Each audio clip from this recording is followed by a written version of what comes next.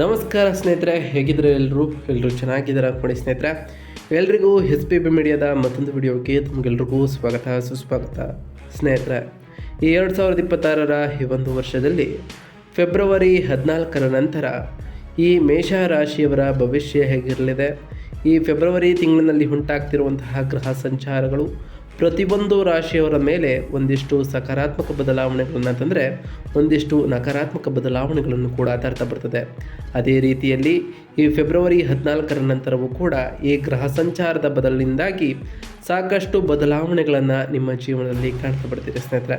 ನಿಮ್ಮ ಜೀವನದ ವಿವಿಧ ಅಂಶಗಳಾದಂತಹ ವೃತ್ತಿ ಆಗಿರ್ಬೋದು, ವೈವಾಹಿಕ ಜೀವನ, ಆರ್ಥಿಕ ಸ್ಥಿತಿ, ಹಣಕಾಸಿನಲ್ಲಿ ಏನೆಲ್ಲ ಬದಲಾವಣೆಗಳನ್ನು ಕಾಣಲಿದ್ದೀರಿ, ವ್ಯವಹಾರದಲ್ಲಿ ಲಾಭವಾಗಲಿದೆಯಾ, ಮಕ್ಕಳಿಗೆ ಶಿಕ್ಷಣದ ವಿಚಾರದಲ್ಲಿ ಹೇಗಿರಲಿದೆ, ಹಾಗೆಯೇ ಈ ರಾಶಿಯ ವ್ಯಕ್ತಿಗಳು ವೃತ್ತಿ ಜೀವನದಲ್ಲಿ ಏನೆಲ್ಲ ಬದಲಾವಣೆಗಳನ್ನು ಕಾಣಲಿದ್ದೀರಿ, ಯಾವುದರಲ್ಲಿ ಶುಭವಾಗಲಿದೆ, ಯಾವುದರಲ್ಲಿ ಬಹಳ ಎಚ್ಚರಿಕೆಯನ್ನು ವಹಿಸಬೇಕು ಎಂಬುದರ ಸಂಪೂರ್ಣ ಮಾಹಿತಿಯನ್ನು ಇದೇ ವಿಡಿಯೋದಲ್ಲಿ ತಿಳಿಸ್ಕೊಡ್ತಾ ಹೋಗ್ತಾನೆ ಸ್ನೇಹಿತರೆ. ಆದ್ದರಿಂದ ವಿಡಿಯೋನ ಸ್ಕಿಪ್ ಮಾಡದೆ ಇದರಿಂದ ಕೊನೆ ತನಕ ನೋಡ್ತಾ ಬನ್ನಿ. ಸ್ಕಿಪ್ ಮಾಡಿ ವಿಡಿಯೋನ ನೋಡೋದ್ರಿಂದ ಅಷ್ಟು ಇನ್ಫಾರ್ಮೇಷನ್ ಅರ್ಥ ಆಗೋದಿಲ್ಲ ಸ್ನೇಹಿತರೆ. ಸೊ ಫಸ್ಟಿಂದ ಎಂಡ್ ತನಕ ವಿಡಿಯೋನ ವಾಚ್ ಮಾಡಿ. ಹಾಗೆ ನಮ್ಮ ಈ ವಿಡಿಯೋ ಇಷ್ಟಾಗಿತ್ತು ಅಂದರೆ ವಿಡಿಯೋಗೆ ಒಂದು ಲೈಕ್ ಮಾಡಿ ಸ್ನೇಹಿತರೆ. ಯಾರೇನೂ ನಮ್ಮ ಚಾನಲ್ನ ಸಬ್ಸ್ಕ್ರೈಬ್ ಮಾಡ್ಕೊಂಡಿಲ್ಲ ಅವರು ಈಗಲೇ ಸಬ್ಸ್ಕ್ರೈಬ್ ಮಾಡ್ಕೊಳ್ಳಿ. ಸಬ್ಸ್ಕ್ರೈಬ್ ಮಾಡಿಕೊಂಡು ಪ್ರತಿನಿತ್ಯ ವಿಡಿಯೋ ವಾಚ್ ಮಾಡ್ತಿರೋರಿಗೆ ಥ್ಯಾಂಕ್ ಯು ಸೊ ಮಚ್ ಅಂತ ಹೇಳ್ತಾ, ಇನ್ನು ಈ ಮೇಷ ರಾಶಿಯವರಿಗೆ ಫೆಬ್ರವರಿ ತಿಂಗಳಿನಲ್ಲಿ ಉಂಟಾಗ್ತಿರುವಂತಹ ಪ್ರಮುಖ ಗ್ರಹ ಸಂಚಾರದ ವಿಚಾರದ ಬಗ್ಗೆ ಒಂದಿಷ್ಟು ತಿಳ್ಕೊಳ್ತಾ ಬರೋಣ ಸ್ನೇಹಿತರೆ. ಹೌದು ಸ್ನೇಹಿತರೆ, ಮೊದಲನೇದಾಗಿ ಶನಿ ಗ್ರಹದ ವಿಚಾರಕ್ಕೆ ಬರೋದಾದರೆ 12ನೇ ಮನೆಯ ಮೀನ ರಾಶಿಯಲ್ಲಿ ಶನಿಯು ಇರಲಿದ್ದು ವಿದೇಶಿ ಪ್ರಯಾಣ ಮತ್ತು ನಿದ್ರಾಹೀನತೆ ವಿಷಯಗಳ ಮೇಲೆ ಶನಿಯು ಪ್ರಭಾವವನ್ನು ಬೀರಲಿದ್ದಾರೆ. ಇನ್ನು ರಾಹು ಗ್ರಹದ ವಿಚಾರಕ್ಕೆ ಬರುತ್ತದೆ 11ನೇ ಮನೆಯ ಕುಂಭರಾಶಿಯಲ್ಲಿ ರಾಹು ಇರಲಿದ್ದು ಹಠಾತ್ ಹಣಕಾಸು ಲಾಭ ಮತ್ತು ಮಹತ್ವಾಕಾಂಕ್ಷೆಯ ಯೋಜನೆಗಳ ಮೇಲೆ ರಾಹು ಪ್ರಭಾವವನ್ನು ಬೀರುವ ಕಾರಣ ಒಂದಿಷ್ಟು ಎಚ್ಚರಿಕೆಯೂ ಕೂಡ ಈ ರಾಶಿಯವರಿಗೆ ಮುಖ್ಯವಾಗಿರ್ತದೆ. ಇನ್ನು ಬುಧ ಗ್ರಹದ ವಿಚಾರಕ್ಕೆ ಬಂದ್ಬಿಡೋಣ ಸ್ನೇಹಿತರೆ. 11ನೇ ಮನೆಯ ಕುಂಭರಾಶಿಯಲ್ಲಿ ವ್ಯಾಪಾರದಲ್ಲಿ ಜಾಣ್ಮೆ ಮತ್ತು ಜನಸಂಪರ್ಕದ ವಿಚಾರದಲ್ಲಿ ಸಾಕಷ್ಟು ಬದಲಾವಣೆಗಳನ್ನು ಬುಧನು ತರಲಿದ್ರೆ, ಇನ್ನು ಸೂರ್ಯನು 10ನೇ ಮನೆಯ ನಂತರ 11ನೇ ಮನೆಗೆ ರಾಶಿ ಬದಲಾವಣೆಯನ್ನು ಮಾಡಿರೋ ಕಾರಣ ಸರ್ಕಾರಿ ಸೌಲಭ್ಯಗಳ ವಿಚಾರದಲ್ಲಿ, ಸಾಮಾಜಿಕ ಗೌರವದ ವಿಚಾರದಲ್ಲಿ ಸಾಕಷ್ಟು ಬದಲಾವಣೆಗಳನ್ನು ಸೂರ್ಯನು ತರಲಿದ್ದಾನೆ. ಇನ್ನು ನಿಮ್ಮ ರಾಶಿ ಅಧಿಪತಿ ಮಂಗಳನ ವಿಚಾರಕ್ಕೆ ಬರೋದಾದರೆ 10ನೇ ಮನೆಯ ಉಚ್ಚ ಸ್ಥಾನದಲ್ಲಿ ಇದ್ದಂತಹ ಮಂಗಳನು 11ನೇ ಮನೆಗೆ ಪ್ರವೇಶವನ್ನು ಮಾಡೋ ಕಾರಣ ನಿಮ್ಮ ವೃತ್ತಿಯಲ್ಲಿ ಅಧಿಕಾರ ಮತ್ತು ಈ ಟೈಮ್ನಲ್ಲಿ ಭಾರಿ ಧನಲಾಭವೂ ಕೂಡ ಆಗಲಿದೆ ಅಂತಲೇ ಹೇಳ್ಬೋದು. ಒಟ್ಟಾರೆಯಾಗಿ ಈ ಫೆಬ್ರವರಿ ತಿಂಗಳು ಒಂದಿಷ್ಟು ಬದಲಾವಣೆಗಳನ್ನು ಕಾಣೋದ್ರ ಜೊತೆಗೆ ಹಣಕಾಸಿನ ವಿಚಾರದಲ್ಲೂ ಕೂಡ ಧನಲಾಭವನ್ನು ಕಾಣಲಿದ್ದೀನಿ ಅಂತಲೇ ಹೇಳ್ಬೋದು. ಈ ಟೈಮು ಭಯಂಕರ ರಹಸ್ಯ ನಡೆಯುವಂತಹ ಸಮಯ ಅಂತಲೇ ಹೇಳ್ಬೋದು. ಹೌದು ಸ್ನೇಹಿತರೆ, ಇನ್ನು ಈ ಫೆಬ್ರವರಿ 14ರ ನಂತರ ವೃತ್ತಿ ಮತ್ತು ವ್ಯವಹಾರದಲ್ಲಿ ಏನೆಲ್ಲ ಬದಲಾವಣೆಯನ್ನು ಕಾಣಲಿದ್ದೀರಿ ಅನ್ನೋದ್ರ ವಿಚಾರಕ್ಕೆ ಬರೋದಾದರೆ, ನಿಮ್ಮ ವೃತ್ತಿ ಜೀವನದಲ್ಲಿ ಇದು ಖಂಡಿತವಾಗಿಯೂ ಸುವರ್ಣಾವಕಾಶ ಅಂತಲೇ ಹೇಳ್ಬೋದು. ಅದರಲ್ಲೂ ಈ ಫೆಬ್ರವರಿ 23ರವರೆಗೆ ಮಂಗಳನು ಮಕರ ರಾಶಿಯಲ್ಲಿ ಉಚ್ಚನಾಗಿರೋ ಕಾರಣ ಸಾಕಷ್ಟು ಬದಲಾವಣೆಗಳನ್ನು ನಿಮ್ಮ ಜೀವನದಲ್ಲಿ ಕಾಣ್ತಾ ಬರ್ತೀರಿ ಸ್ನೇಹಿತರೆ. ಇದರಿಂದ ನೀವು ಅಂದುಕೊಂಡಿರುವಂತಹ ಕಾರ್ಯಗಳು ಕೂಡ ನೆರವೇರ್ತಾ ಹೋಗ್ತದೆ. ನಿಮ್ಮ ವೃತ್ತಿ ಜೀವನದಲ್ಲಿ ಅಸಾಧಾರಣವಾದಂತಹ ಯಶಸ್ಸು ಕೂಡ ದೊರೆಯಲಿದೆ. ನೀವು ಕೆಲಸದ ಸ್ಥಳದಲ್ಲಿ ಪ್ರತಿಸ್ಪರ್ಧಿಗಳನ್ನು ಸೋಲಿಸ್ತಾ ಹೋಗ್ತೀರಿ ಮತ್ತು ಮೇಲಾಧಿಕಾರಿಗಳಿಂದ ಮೆಚ್ಚುಗೆಯನ್ನು ಕೂಡ ಪಡಿತಾ ಹೋಗ್ತೀರಿ ಸ್ನೇಹಿತರೆ.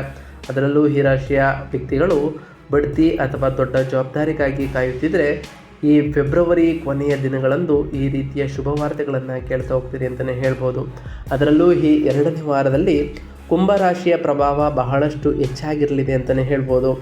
ಅದರಲ್ಲೂ ಉದ್ಯಮಿಗಳಿಗೆ ಹೊಸ ಗ್ರಾಹಕರ ಸಂಪರ್ಕವೂ ಕೂಡ ಸಿಗಲಿದ್ದು, ಆದರೆ ಈ ಫೆಬ್ರವರಿ 23ರ ನಂತರ ಮಂಗಳನು ರಾಹುವಿನೊಂದಿಗೆ ಸೇರೋ ಕಾರಣ ಅಂಗಾರಕ ಯೋಗ ಉಂಟಾಗ್ತಾ ಹೋಗ್ತದೆ. ಈ ಸಮಯದಲ್ಲಿ ಸ್ವಲ್ಪ ಎಚ್ಚರಿಕೆಯಿಂದ ಇರಬೇಕು, ಏಕೆಂದರೆ ಸಹೋದ್ಯೋಗಿಗಳೊಂದಿಗೆ ವಾಗ್ವಾದಕ್ಕೆ ಇಳಿಯುವಂತಹ ಚಾನ್ಸಸ್ ಎದುರಾಗ್ಬೋದು. ಹಾಗೆ ಈ ಟೈಮ್ನಲ್ಲಿ ಅವಸರದ ನಿರ್ಧಾರಗಳನ್ನು ತೆಗೆದುಕೊಳ್ಬೇಡಿ ಅಂತಲೇ ಸೂಚನೆ ನೀಡ್ಬೋದು ಸ್ನೇಹಿತರೆ. ಇನ್ನು ಈ ಮೇಷ ರಾಶಿಯವರಿಗೆ ಹಣಕಾಸಿನ ವಿಚಾರದಲ್ಲಿ ಏನೆಲ್ಲ ಬದಲಾವಣೆಯನ್ನು ಕಾಣುವಂತಹ ತಿಂಗಳು ಅಂತ ಕೇಳೋದಾದರೆ, ಆರ್ಥಿಕವಾಗಿ ಇದು ಅತ್ಯುತ್ತಮವಾದಂತಹ ತಿಂಗಳು ಅಂತಲೇ ಹೇಳ್ಬೋದು. ಅದರಲ್ಲೂ ಈ ಫೆಬ್ರವರಿ 14ರ ನಂತರ 11ನೇ ಮನೆಯಲ್ಲಿ ನಿರ್ಮಾಣವಾಗ್ತಿರುವಂತಹ ಧನಯೋಗದಿಂದಾಗಿ ಆದಾಯದ ಹೊಸ ಮೂಲಗಳು ಕೂಡ ತೆರೆಯಲಿದೆ ಅಂತಲೇ ಹೇಳ್ಬೋದು. ಹಳೆಯ ಹೂಡಿಕೆಗಳಿಂದ ಹಠಾತ್ ಧನಲಾಭ ಆಗುವಂತಹ ಚಾನ್ಸಸ್ ಎದುರಾಗಲಿದೆ. ಸಿಕ್ಕಿಬಿದ್ದಿದ್ದಂತಹ ಹಣ ನಿಮ್ಮ ಕೈಗೆ ಸೇರಲಿದೆ. ಹಾಗೆ ಶೇರ್ ಮಾರ್ಕೆಟ್ ಅಥವಾ ವ್ಯಾಪಾರದಲ್ಲಿ ಲಾಭವನ್ನು ಕೂಡ ನೀವು ನಿರೀಕ್ಷಿಸಬಹುದಾಗಿದೆ. ಆದರೆ 12ನೇ ಮನೆಯಲ್ಲಿರುವಂತಹ ಶನಿಯ ಬಗ್ಗೆ ಬಹಳ ಎಚ್ಚರಿಕೆಯಿಂದ ಈ ರಾಶಿಯವರು ಇರಬೇಕು. ಏಕೆಂದರೆ ಆದಾಯ ಹೆಚ್ಚಾದಂತೆ ಆರೋಗ್ಯ, ಧಾರ್ಮಿಕ ಕಾರ್ಯಗಳು ಅಥವಾ ಐಷಾರಾಮಿ ವಸ್ತುಗಳಿಗಾಗಿ ಅಷ್ಟೇ ಪ್ರಮಾಣದ ಖರ್ಚುಗಳು ಕೂಡ ಉಂಟಾಗಬಹುದು. ಹೂಡಿಕೆ ಮಾಡುವಾಗ ವಿವೇಚನೆಯಿಂದ ವರ್ತಿಸಿ. ಅದರಲ್ಲೂ ವಿಶೇಷವಾಗಿ ತಿಂಗಳ ಕೊನೆಯ ವಾರದಲ್ಲಿ ದುಡುಕಿನ ನಿರ್ಧಾರಗಳಿಂದ ಹಣ ನಷ್ಟವಾಗದಂತೆ ನೋಡಿಕೊಳ್ಳಿ ಸ್ನೇಹಿತರೆ. ಇನ್ನು ಈ ರಾಶಿಯವರ ಆರೋಗ್ಯ ಮತ್ತು ಕ್ಷೇಮದ ವಿಚಾರಕ್ಕೆ ಬರೋದಾದರೆ, ನಿಮ್ಮ ರಾಶಿ ಅಧಿಪತಿ ಮಂಗಳನು ಬಲಶಾಲಿಯಾಗಿ ಇರುವುದರಿಂದ ದೈಹಿಕವಾಗಿ ನೀವು ಚಟುವಟಿಕೆಯಿಂದ ಇರ್ತೀರಿ. ಆದರೂ ಶನಿಯ ಪ್ರಭಾವದಿಂದ ಪಾದಗಳು ಅಥವಾ ಕಣಕಾಲುಗಳಿಗೆ ಸಂಬಂಧಪಟ್ಟಂತಹ ಸಮಸ್ಯೆಗಳು ಕಾಡಬಹುದು ಸ್ನೇಹಿತರೆ. ಈ ಕುಂಭರಾಶಿಯಲ್ಲಿನ ಅತಿಯಾದಂತಹ ಗ್ರಹಗಳ ಸಂಚಾರದಿಂದಾಗಿ ಮಾನಸಿಕ ಒತ್ತಡ ಮತ್ತು ನಿದ್ರೆಯಲ್ಲಿ ವ್ಯತ್ಯಯವಾಗುವಂತಹ ಚಾನ್ಸಸ್ ಇರಲಿದೆ. ಇದರಿಂದ ನಿಮ್ಮ ಆರೋಗ್ಯದ ಮೇಲೆ ಸಾಕಷ್ಟು ಪರಿಣಾಮವನ್ನು ಬೀರ್ಬೋದು. ಆದ್ದರಿಂದ ಆರೋಗ್ಯದ ಕಡೆ ಹೆಚ್ಚಿನ ಗಮನವನ್ನು ಕೊಡ್ತಾ ಬನ್ನಿ. ಅದರಲ್ಲೂ ಈ ಫೆಬ್ರವರಿ ಕೊನೆಯ ವಾರದಲ್ಲಿ ಆರೋಗ್ಯದ ಬಗ್ಗೆ ಹೆಚ್ಚಿನ ಕಾಳಜಿ ಅಗತ್ಯವಾಗಿರ್ತದೆ ಅಂತಲೇ ಹೇಳ್ಬೋದು. ಮಂಗಳ ರಾಹು ಸಂಯೋಗ ಉಂಟಾಗುವ ಕಾರಣ ಅಪಘಾತದ ಸೂಚನೆಯೂ ಕೂಡ ಇರಲಿದೆ. ಆದ್ದರಿಂದ ವಾಹನ ಚಾಲನೆ ಮಾಡುವಾಗ ಮತ್ತು ಬೆಂಕಿ ಅಥವಾ ವಿದ್ಯುತ್ ಉಪಕರಣಗಳ ಬಳಸುವಾಗ ಬಹಳ ಜಾಗರೂಕರಾಗಿ ಇರಬೇಕು. ಅದರಲ್ಲೂ ಪ್ರಾಣಾಯಾಮ ಅಥವಾ ಬೆಸವು ನಿಮ್ಮ ಮನಸ್ಸನ್ನು ಶಾಂತವಾಗಿಡಲು ಬಹಳಷ್ಟು ಸಹಾಯವನ್ನು ಮಾಡೋದರಿಂದ ಇದನ್ನು ನಿಮ್ಮ ದೈನಂದಿನ ಜೀವನದಲ್ಲಿ ಅಳವಡಿಸ್ಕೊಳ್ತಾ ಬನ್ನಿ ಅಂತಲೇ ಹೇಳ್ಬೋದು ಸ್ನೇಹಿತರೆ. ಇನ್ನು ಈ ರಾಶಿಯವರ ಕುಟುಂಬ ಮತ್ತು ಸಂಬಂಧಗಳ ವಿಚಾರಕ್ಕೆ ಬರೋದಾದರೆ, ಈ ಫೆಬ್ರವರಿ 14ರ ನಂತರ ಕೌಟುಂಬಿಕ ಜೀವನದಲ್ಲಿ ಸಾಕಷ್ಟು ಬದಲಾವಣೆಗಳನ್ನು ಕಾಣ್ಬೋದಾಗಿದೆ. ಅದರಲ್ಲೂ ಈ ಫೆಬ್ರವರಿ ತಿಂಗಳು ಮಿಶ್ರ ಫಲಿತಾಂಶವನ್ನು ಕಾಣುವಂತಹ ತಿಂಗಳಾಗಿದ್ದು, ಹಿರಿಯರು ಒಡ ಹುಟ್ಟಿದವರೊಂದಿಗೆ ಸಂಬಂಧ ಸುಧಾರಿಸಲಿದೆ ಅಂತಲೇ ಹೇಳ್ಬೋದು. ಅದರಲ್ಲೂ ಸಾಮಾಜಿಕ ಸಮಾರಂಭಗಳಲ್ಲಿ ನೀವು ಪಾಲ್ಗೊಳ್ತೀರಿ. ನಿಮ್ಮ ಜನಪ್ರಿಯತೆಯೂ ಕೂಡ ಹೆಚ್ಚಾಗಲಿದೆ. ಫೆಬ್ರವರಿ 6ರ ನಂತರ ಶುಕ್ರನ ಸಂಚಾರ ಉಂಟಾಗುವ ಕಾರಣ ಅವಿವಾಹಿತರಿಗೆ ಪ್ರೇಮ ಸಂಬಂಧಗಳಲ್ಲಿ ಯಶಸ್ಸು ಕೂಡ ದೊರೆಯುವಂತಹ ಸಾಧ್ಯತೆಯೂ ಕೂಡ ಇರಲಿದೆ ಸ್ನೇಹಿತರೆ. ಆದರೆ 5ನೇ ಮನೆಯಲ್ಲಿ ಕೇತುವಿನ ಉಪಸ್ಥಿತಿಯು ಮಕ್ಕಳ ಬಗ್ಗೆ ಚಿಂತೆ ಅಥವಾ ಪ್ರೇಮ ಸಂಬಂಧಗಳಿಗೆ ಸಣ್ಣ ಪುಟ್ಟ ಭಿನ್ನಾಭಿಪ್ರಾಯಗಳನ್ನು ತರಬಹುದು. ನಿಮ್ಮ ವೃತ್ತಿ ಜೀವನದ ಒತ್ತಡವನ್ನು ಮನೆಗೆ ತರಲಿಕ್ಕೆ ಹೋಗಬೇಡಿ. ಸಂಗಾತಿಯೊಂದಿಗೆ ಗುಣಮಟ್ಟವಾದ ಸಮಯವನ್ನು ಕಳೆಯುವುದು ಅಥವಾ ಅವರ ಆಲೋಚನೆಗಳಿಗೆ ಗೌರವ ನೀಡುವುದು ಕೂಡ ಈ ರಾಶಿಯವರಿಗೆ ಬಹಳ ಮುಖ್ಯ ಅಂತಲೇ ಹೇಳ್ಬೋದು ಸ್ನೇಹಿತರೆ. ಇದರಿಂದ ನಿಮ್ಮ ಸಂಬಂಧಗಳು ಕೂಡ ಇನ್ನಷ್ಟು ಗಟ್ಟಿಮುಟ್ಟಾಗಿ ಇರಲಿದೆ ಅಂತಲೇ ಹೇಳ್ಬೋದು. ಇನ್ನು ಈ ರಾಶಿಯವರ ಶೈಕ್ಷಣಿಕ ವಿಚಾರದ ಬಗ್ಗೆ ಮಾತನಾಡ್ತಾ ಬರೋದಾದರೆ, ಈ ಫೆಬ್ರವರಿ 14ರ ನಂತರ ಈ ಮೇಷ ರಾಶಿಯ ವಿದ್ಯಾರ್ಥಿಗಳಿಗೆ, ವಿಶೇಷವಾಗಿ ತಾಂತ್ರಿಕ ಇಂಜಿನಿಯರಿಂಗ್ ಮಾಡ್ತಿರೋರಿಗೆ, ರಕ್ಷಣಾ ಕ್ಷೇತ್ರದಲ್ಲಿ ಕೆಲಸ ಮಾಡ್ತಿರೋರಿಗೆ, ಅಭ್ಯಾಸ ಮಾಡ್ತಿರೋರಿಗೆ ಈ ತಿಂಗಳು ಸುವರ್ಣವಾದಂತಹ ಸಮಯ ಅಂತಲೇ ಹೇಳ್ಬೋದು. ಅದರಲ್ಲೂ ಮಂಗಳನ ಬಲವು ಸ್ಪರ್ಧಾತ್ಮಕ ಪರೀಕ್ಷೆಗಳಲ್ಲಿ ಉತ್ತಮವಾದಂತಹ ಯಶಸ್ಸನ್ನು ನಿಮಗೆ ತಂದುಕೊಡಲಿದೆ. ಹಾಗೆ ನಿಮ್ಮ ಜಾಗೃತೆ ಮತ್ತು ಏಕಾಗ್ರತೆ ಕಠಿಣ ಪರಿಶ್ರಮಕ್ಕೆ ಸಿಕ್ಕಂತಹ ಫಲ ಅಂತಲೇ ಹೇಳ್ಬೋದು. ಸೈದ್ಧಾಂತಿಕ ಅಥವಾ ಕಲಾ ವಿಷಯಗಳಿಗೆ ಸಂಬಂಧಪಟ್ಟಂತೆಯೇ ಸ್ವಲ್ಪ ಏಕಾಗ್ರತೆ ಕೊರತೆಯು ನಿಮ್ಮಲ್ಲಿ ಕಾಣಬಹುದು.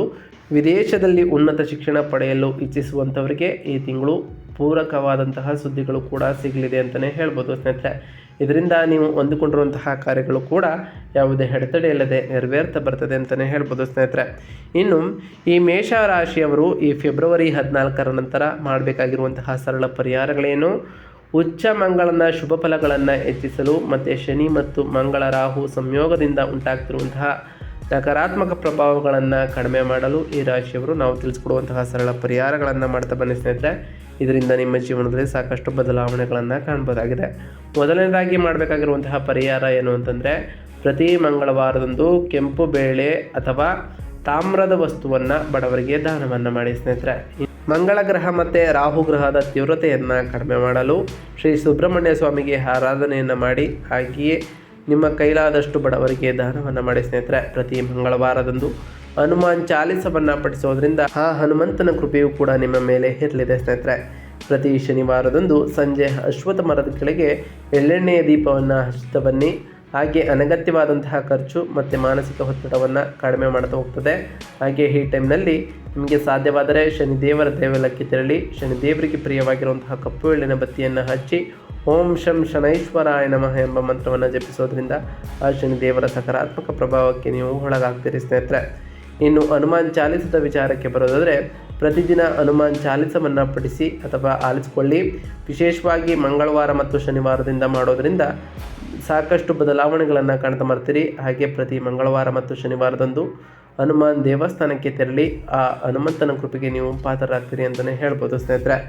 ಹಾಗೆ ಪ್ರತಿ ಶುಕ್ರವಾರದಂದು ತಾಯಿ ಜಗನ್ಮಾತೆಯಾದಂತಹ ಲಕ್ಷ್ಮೀದೇವಿಗೆ ಪೂಜೆಯನ್ನು ಸಲ್ಲಿಸಿ, ಲಕ್ಷ್ಮೀದೇವಿಗೆ ಪ್ರಿಯವಾಗಿರುವಂತಹ ಬಿಳಿ ಹೂಗಳನ್ನು ಅರ್ಪಿಸಿ ಪೂಜೆಯನ್ನು ಸಲ್ಲಿಸೋದರಿಂದ ನಿಮ್ಮ ಮನೆಯಲ್ಲಿ ಸುಖ ಸಮೃದ್ಧಿಯ ಜೊತೆಗೆ ಸಂಪತ್ತು ಕೂಡ ಹೆಚ್ಚಾಗಲಿದೆ. ನೀವು ಅಂದುಕೊಂಡಿರುವಂತಹ ಕಾರ್ಯಗಳು ಕೂಡ ಯಾವುದೇ ಅಡೆತಡೆ ಇಲ್ಲದೆ ನೆರವೇರ್ತಾ ಬರ್ತದೆ ಸ್ನೇಹಿತರೆ.